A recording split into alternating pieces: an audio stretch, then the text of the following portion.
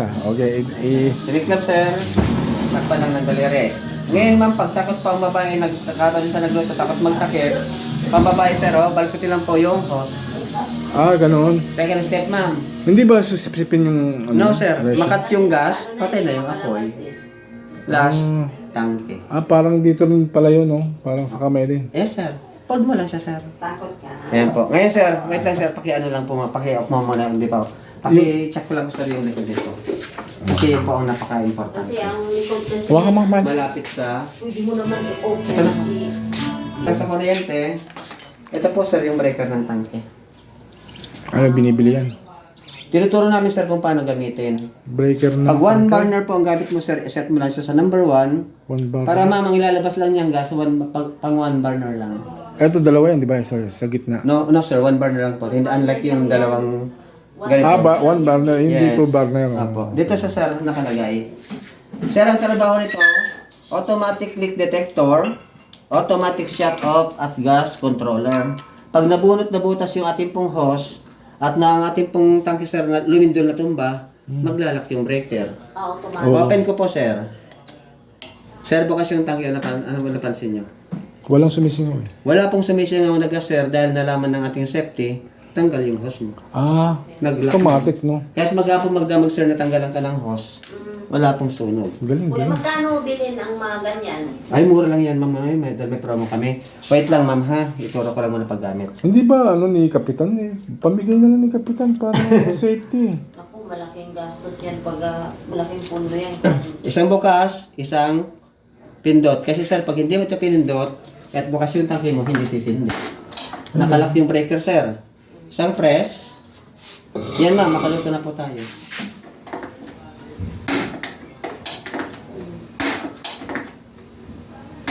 Yan. Ma'am, nagluluto po tayo. Ang sitwasyon ng host nyo kanina, bunot na. Nakapatong na lang pala dito, sir. Eh, may saksakan ka pa dyan. Pag nabunot po ito, sindihan ko, sir. Safety na rin. Ma'am, Yun hindi yun. ka na magtatakip, hindi ka na magpabalok po. Ayun ang Sir, maganda. mismo Yan ang po, maganda. Opo, sir. Sana may libre. Ngayon po, sir, Kapitan. kung sakali naman po, sir, hindi niyo alam kinagat ng daga yung host natin, ito may butas, sir. Yan. Bigyan natin na may butas. Ganun. Yan nga ang Press naalala ko yung on. butas. Kailangan lagi pinipress yun. Hindi, sir, isa lang kaya pinindot ko lang, sir, para mag-on. Ngayon, sir, ma'am, hindi ka palulutuin. Dahil natitake ng ating safety, Oo, galing. may butas. Kahit may laman pa yung gas ninyo, hindi kanya po palulutuin. Ngayon po, pansamantala po, takpan ko muna may butas. Ngayon po, naglalak po siya. Ayan, o. no. Ayan, sir, o. Pindutin ko, sir, o. Naglalak. Sindahan ko sa butas.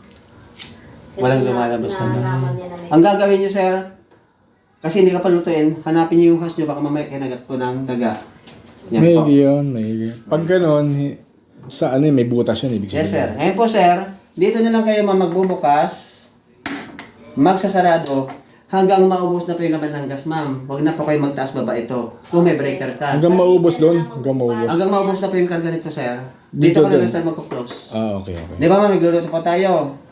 Oo. Uso kayo, sir, ma'am. Lindol. Mamaya nasa taas po kayo.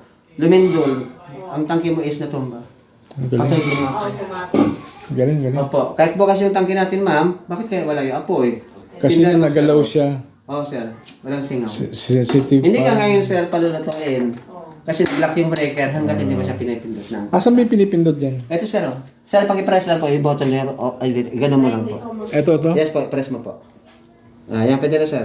Isang beses lang? Yes, sir. Pero hindi siya bumaon. Bumabalik, sir, sa ano po. Okay. Yes, sir, oh. Makaluto na kayo, ma'am. After use po, close.